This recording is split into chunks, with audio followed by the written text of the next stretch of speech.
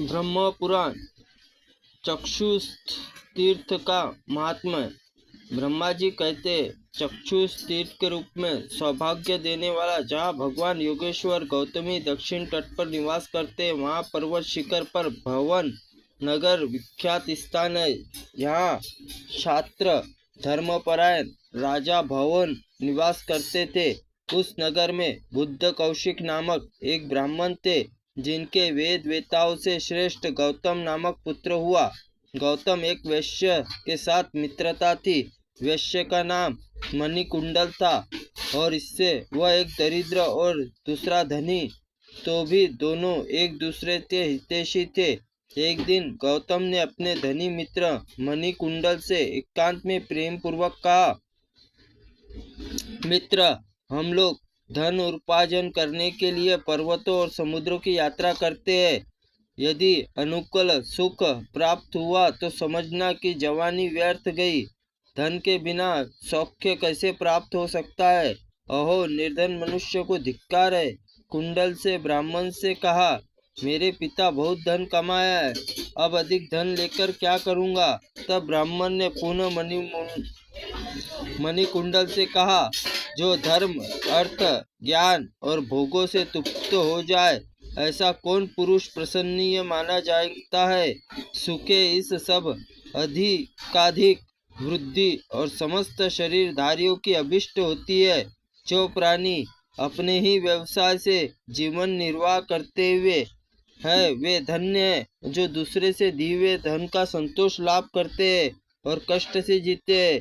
जो अपने पुत्र अपने बाहुबल आश्रय को लेकर धन उपार्जन करता है और पिता के हाथ से धन को हाथ से नहीं छूता, वह संसार में कृतज्ञ होता है।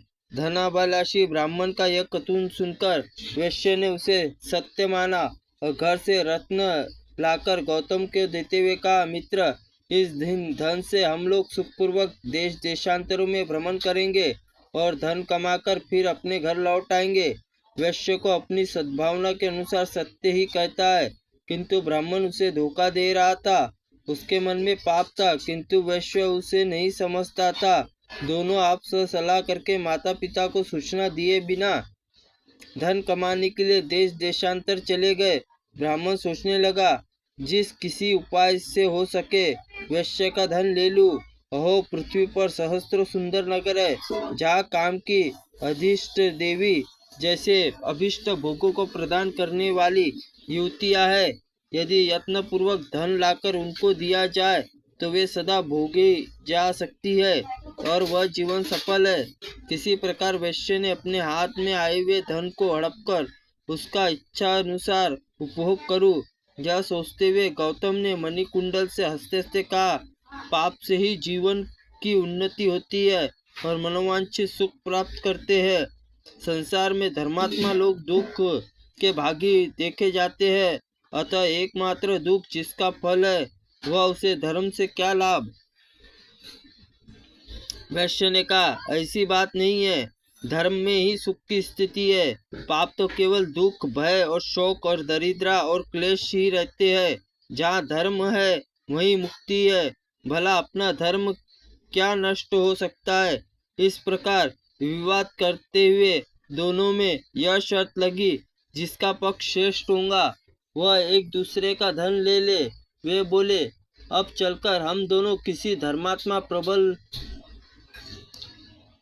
किसी से पूछे, धर्मात्मा प्रबल होता है या अधर्मी? वेद लोक में यह मत श्रेष्ठ है, क्योंकि लोक में धर्म ही सुख होता है। इस प्रकार विवाद करके दोनों सब लोगों से पूछने लगे कि पृथ्वी पर धर्म प्रबल है या अधर्म। यह प्रश्न सामने आने पर कोई बोले, कोई धर्म के अनुसार चलते हैं, उन्हें दुख भोगना पड़ता है, और जो बड़े पापी और मनुष्य सुखी होते हैं। यह निर्णय सुनकर वैश्य अपना सारा धन ब्राह्मण को दे दिया। मणिवान धर्मवेताओं का श्रेष्ठ है। यह बाजी हार जाने पर धर्म ही प्रशंसा करता है। ब्राह्मण ने मणिमान से पूछा, क्या तुम अब भी धर्म की प्रशंसा करते हो? वैश्य बोला, हाँ। ब्राह्मण फिर कहने लगा, वैश्य, मैं तुम्हारा सारा धन जीत लिया, फिर भी तुम निर्लज की तरह धर्म की बात क्यों करते हो? देखो, स्वेच्छा से होने पर भी मैंने धर्म जीता है। ब्राह्मण की बात सुनकर वैश्य मुस्कुराते हुए कहा, सूखे जैसे धान्यों का पुलका पया पंखधारी चिड़ियों छोटी मक्खियाँ होती है, वैसे ही मैं उन मनुष्य को सारहीन मानता हूँ जिन्होंने धर्म नहीं होता। चारों पुरुषार्थ पहले धर्म का नाम आता है, अर्थ काम बाद आते हैं। वह धर्म मुझे मौजूद है, फिर भी तुम कैसे कह सकते हो कि मैं जीता? यह सुनकर ब्राह्मण ने पुनः वैश्य से कहा, अब दोनों हाथों की बाजी लगाई जाए। वैश्य बोला, ठीक है। फिर दोनों जाकर पहले की भांति लौकिक मनुष्य से पूछा। निर्णय ज्यों का त्यों रहा। ब्राह्मण बोला, फिर मेरी विजय हुई। यो कहकर वैश्य ने दोनों हाथ काट डाले और पूछा, अब धर्म कैसा मानते हो? ब्राह्मण ने इस प्रकार अपेक्ष करने पर वैश्य से कहा, मेरे प्राण कंठ तक आ जाए तो भी मैं धर्म का ही श्रेष्ठ मानता रहूंगा। धर्म ही देहधारियों की सत्ता, माता पिता, सुहृद और बंधु है। इस तरह दोनों का विवाद चलता रहा। ब्राह्मण धनवान हो गया और वैश्य धन के साथ दोनों बाहों का हाथ भी धो बैठा। इस तरह भ्रमण करते करते गौतमी गंगा तट पर आ पहुँचे, जहाँ योगेश्वर श्री हरि निवास का स्थान था।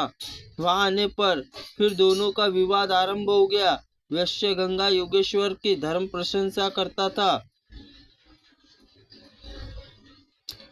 इससे ब्राह्मण को बड़ा क्रोध हुआ। वह वैश्य पर आपेक्ष करके बोलते हुए बोला, धन चला गया, दोनों हाथ कट गए, अब केवल तुम्हारे प्राण बाकी है। यदि फिर भी मेरे मत से विपरीत है तो कोई बात मुंह से निकालोगे तो मैं तलवार से तुम्हारा सिर काट लूंगा। वैश्य हंस पड़ा। उसने पौन गौतम को चुनौती देते हुए कहा, मैं तो धर्म ही बड़ा मानता हूँ, तुम्हारी जैसी इच्छा हो कर लो। ब्राह्मण गुरु देवता वेद धर्म और भगवान विष्णु की निंदा करता है। वह पापाचारी मनुष्य पाप रूप है, वह स्पर्श करने योग्य नहीं है। धर्म दूषित करने वाले दुराचारी पापात्मा परित्याग कर देना चाहिए। तब ब्राह्मण ने कुपित होकर, यदि तुम धर्म की प्रशंसा करते हो तो हम दोनों प्राणों की बाजी लग जाए। वैश्य ने कहा, ठीक है। फिर दोनों साधारण लोगों से पूछा, किंतु लोगों से पहले से ही जैसा उत्तर दिया।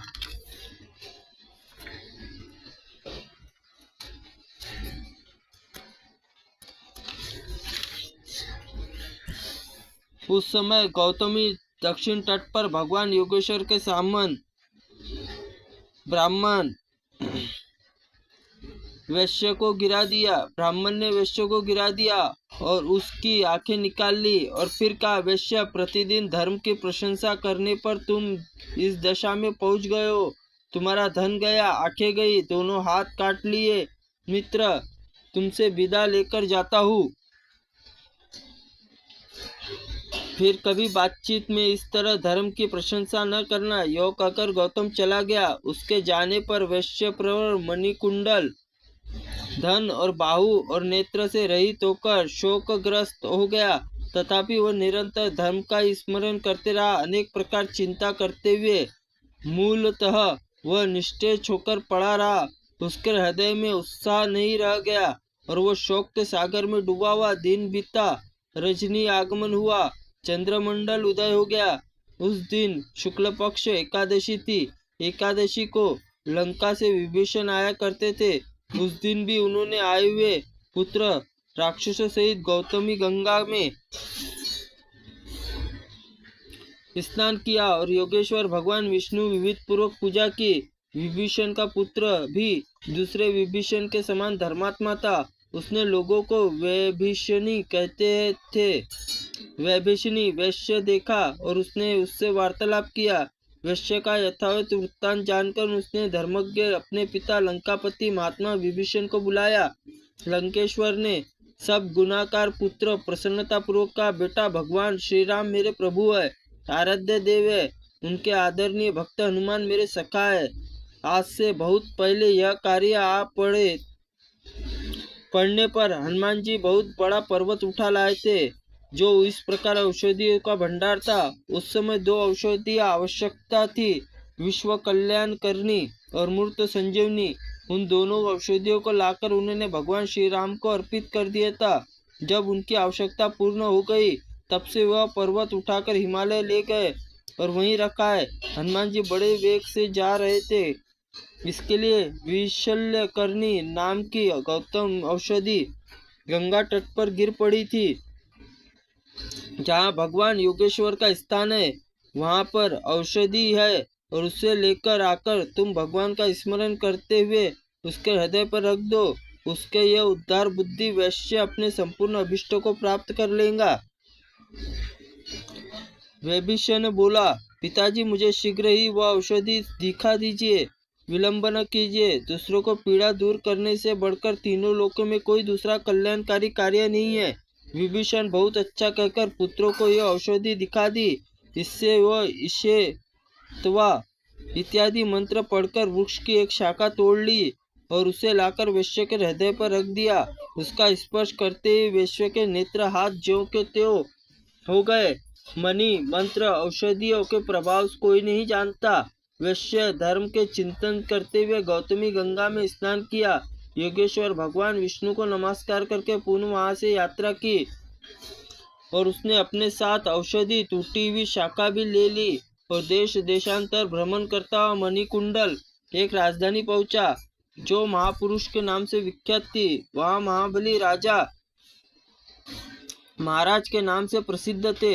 राजा के कोई पुत्र न था, एक पुत्री थी, उसकी भी आंखें नष्ट हो चुकी थी। वह कन्या ही राजा के लिए पुत्र थी और राजा ने निश्चय किया कि देवता दानव ब्राह्मण क्षत्रिय वैश्य शूद्र गुणवान जो भी निर्गुण कोई भी क्यों न हो, मैं उसी को यह कन्या दूंगा जो इसकी आंखें अच्छी कर देगा।